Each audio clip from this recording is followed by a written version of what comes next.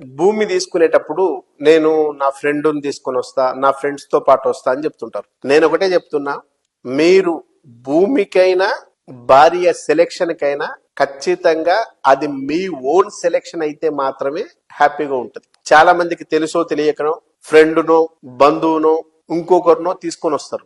అట్లా తీసుకొచ్చినప్పుడు ఖచ్చితంగా డెఫినెట్ గా మీకు చెప్తున్నా, వచ్చిన ఏ పర్సన్ అయినప్పటికీ ఒక భార్య, ఒక డాడీ, మమ్మీ వీళ్ళు తప్పిస్తే అదర్గా వచ్చే ఏ పర్సన్ అయినా కూడా ఖచ్చితంగా మీరు ప్రాపర్టీ తీసుకుంటా అంటే హ్యాపీగా ఉండలేడు. డెఫినెట్ గా చెప్తున్నా, గుర్తుపెట్టుకోండి.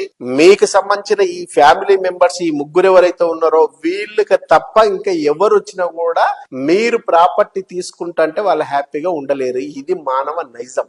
నా ఫ్రెండ్ నాకంటే ఎకనామికల్ గా బాగుండాలని కోరుకునేవాడు ఎవరు ఉండడు. 99% అబో డెఫినెట్ గా